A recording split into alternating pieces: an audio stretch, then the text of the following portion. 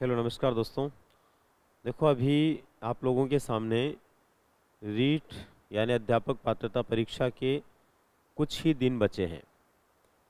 हालांकि पहले भी आप लोगों के पास में इस बार समय कम रहा है, लेकिन फिर भी अब जो आपके पास समय बचा है उसमें भी किस तरह से आप प्रयास करते हुए सुनिश्चित सफलता की दिशा में जा सकते हैं, इसको लेकर के आज हम इस वीडियो के माध्यम से कुछ खास पहलुओं पर चर्चा करेंगे कि आखिर हम क्या करें और क्या नहीं करें।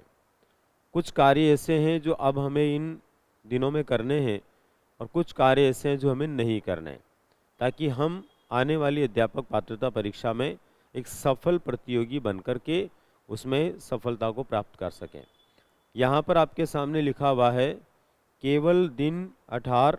मैंने उसी हिसाब से इसको लिखा है, आप समझ रहे होंगे। 18 का मतलब यहाँ 18 से है। 18 दिन अपने बीच में उसके लिए बचे हैं और फिर भी रीट पार, यानी कि मात्र 18 दिन का समय बचा, उसमें भी हम किस तरह से रीट को पार कर सकते हैं। इसके लिए हमारी एक अद्वितीय रणनीति होनी चाहिए। दूसरों से हटकर के एक नए सिरे से अपने को इन 18 दिनों को मैनेज करने की ज़रूरत है, और अगर कर लेंगे तो हम सुनिश्चित रूप से सफलता को प्राप्त कर पाएंगे। दोस्तों आखिर क्या करना चाहिए और क्या नहीं करना चाहिए, ऐसे कुछ बिंदु हैं जिन पर हम चर्चा कर रहे हैं। आपके सामने दो बिंदु लिखे हुए हैं, एक तरफ है क्या करें और दूसरी तरफ है क्या नहीं करें। तो दोस्तों यदि आपको इस बचे हुए समय में भी अपनी रीट या पात्रता परीक्षा को एकदम सफल बनाना है तो आपको क्या करना है। तो देखो, बाल विकास, दोनों भाषाएं, लैंग्वेज फर्स्ट और लैंग्वेज सेकंड, और शिक्षण विधियों का बार बार अभ्यास करें। अभी आप लोगों के लिए सबसे ज़्यादा ज़रूरी है उन विषयों का बार बार अध्ययन करें जो आपके लिए सामान्य नहीं होकर नए विषय होते हैं, और ख़ास तौर पर जिनका एक बड़ा रोल है, जैसे बाल विकास, दोनों भाषाएं और शिक्षण विधियों का इतना बड़ा रोल है कि हमारी पात्रता केवल इनके सारे प्रश्न सही हो जाएं तो भी सिद्ध हो सकती है। इसलिए सबसे ज़्यादा हमें इन पर ध्यान देने की ज़रूरत है, क्योंकि बाल विकास के 30 प्रश्न और दोनों भाषाओं के मिलाकर के यदि हम बात करते हैं तो दोनों भाषाओं के भी 30-30 प्रश्न आते हैं मेथड सहित। तो ऐसे आप समझ सकते हैं कि 90 अंक और 90 प्रश्न तो यही हो जाते हैं। इसके अलावा अन्य विषयों की विधियों को लेकर के थोड़ा आप प्रयास करते हैं तो यूँ मान के चलिए अगर 30 अंक उनके भी जोड़ें तो ये यहाँ पर आपको 120 अंक दिखाई दे रहे हैं और 120 प्रश्न दिखाई दे रहे हैं।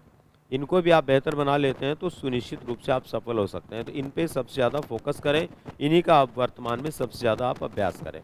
दूसरे नंबर पर अन्य विषयों के वे पक्ष जो पहले से ही आपके लिए मजबूत हैं उनका थोड़ा अभ्यास करें।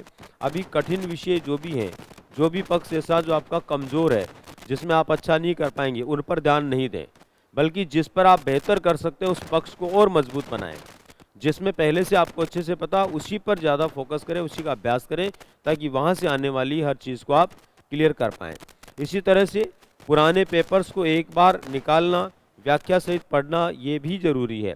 अभी परीक्षा से पहले पुराने पेपर्स, जैसे विभिन्न राज्यों के टेट के पेपर होते रहे हैं उनको, राजस्थान के अंदर टेट और रीट के पेपर हुए हैं उनको, इसके अलावा संभव हो तो सी टेट के पेपर भी आप लोगों को देखने की ज़रूरत है, क्योंकि वहाँ से भी काफ़ी हद तक आप लोगों को मदद इन परीक्षाओं में मिलती है।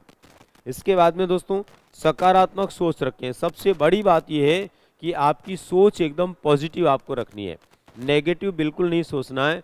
बहुत अच्छा होगा, निश्चित रूप से उत्तम होगा यदि आप सकारात्मक हैं, क्योंकि पात्रता परीक्षा में आपको जितने प्रश्न वहाँ पर सही करने हैं उतने प्रश्न आप आसानी से सही कर पाएंगे यदि इन 2-3 बातों को आपने ध्यान से समझ लिया और अपने आप को सकारात्मक रखा। ठीक है। अब दोस्तों क्या नहीं करना है, कुछ काम ऐसे भी हैं जो अभी अपने को नहीं करने हैं, जिनमें सबसे पहले नंबर पर है जितना अब तक पढ़ा है उसके अलावा नई विषय वस्तु पर ध्यान नहीं दें। अरे जितना पढ़ा वो ठीक है, अगर कोई टॉपिक आपका छूट गया, कोई विषय वस्तु छूट गई तो उस पर ध्यान बिल्कुल मत दीजिए। उस पर ध्यान दोगे तो आपका ध्यान डाइवर्ट होगा और आप में नेगेटिविटी डेवलप होगी कि मैंने ये तो पढ़ा ही नहीं, उसको छोड़ दीजिए। जो पढ़ा आपने अब तक उसी को बार बार रिवाइज करें, उसी के अंदर कोई कमी नहीं रह जाए, इस पर आपको खास तौर पर ध्यान देना है। जो पढ़ा उसके अलावा जो नहीं पढ़ पाए उसके लिए तनाव नहीं लेना है, मतलब उसको छोड़ना भी है और तनाव भी नहीं लेना है। बिल्कुल मन में हमारे तनाव नहीं होना चाहिए उसको लेकर के कि ये मैंने नहीं पढ़ा तो क्या होगा। उसके बाद दोस्तों आगे जो है यार दोस्तों और बीएफ जीएफ, ये आप सब समझते हैं, इनके चक्कर को छोड़ देना। ये फरवरी का महीना वैसे भी जो है मामला थोड़ा सा इसका गड़बड़ रहता है, बहुत सारे लोग जो है अपना टाइम फालतू का इसमें वेस्ट कर रहे होंगे। इस तरफ ध्यान मत दीजिए, परीक्षा पर ध्यान दीजिए। आपका सबसे बड़ा यार मित्र दोस्त बीएफ जीएफ यदि कोई है तो वो है दोस्तों आपकी परीक्षा, किताबें और सफलता। अगर आप पुस्तकों के साथ में मित्रता करोगे तो निश्चित रूप से आप सफलता को प्राप्त करोगे। इधर उधर ध्यान आपका नहीं जाएगा तो आप निश्चित रूप से सफल होंगे। इसलिए ये जो चक्कर है इसको बिल्कुल छोड़ दीजिए। उसके बाद में नकारात्मक लोगों से दूरी बनानी है। बहुत सारे ऐसे लोग हैं जो अभी भी आप तैयारी करते होंगे तो आपको नेगेटिव बातों में ज़्यादा उलझाते होंगे, तो नकारात्मक लोगों से एकदम दूरी बना लीजिए। हो सके तो एकदम उनसे हट कर के ही अपनी तैयारी में आप लगे रहिए। निश्चित मान के चलिए, अगर आप लोगों ने 4 क्या काम करने हैं और 4 क्या नहीं करने हैं इनको भी समझ लिया तो समझ लीजिए दोस्तों आप आने वाली पात्रता परीक्षा को सफल बना पाएंगे। उम्मीद करता हूँ मेरी ये बातें आप लोगों को निश्चित रूप से एक दिशा देगी और आने वाली पात्रता परीक्षा में आप सफलता को प्राप्त करेंगे। अभी पिछले कुछ दिनों से आपके अध्यापक पात्रता परीक्षा को ध्यान में रखते हुए मैं अपने चैनल के माध्यम से भी कुछ प्रश्न और बहुत सारी जानकारियाँ लेकर के आ रहा हूँ। और भी अभी परीक्षा से पहले काफ़ी कुछ प्रश्न और जानकारियाँ आपको जो है मेरे विषय में भी, मैथड्स के में भी और अन्य विषयों में भी आपको देखने को मिलेगा। वो भी आपको कहीं न कहीं किसी न किसी रूप में लाभ दे, इसी उम्मीद के साथ में मैं उनके साथ आपके साथ रूबरू होता रहूँगा। अभी आप लोगों को अपनी पढ़ाई पर ध्यान देना है और समय को इधर उधर जाया करने की जगह इन 4 जो मूल मंत्र करने और नहीं करने के हैं इन पर ध्यान देते हुए अपनी तैयारी पर लगे रहिए।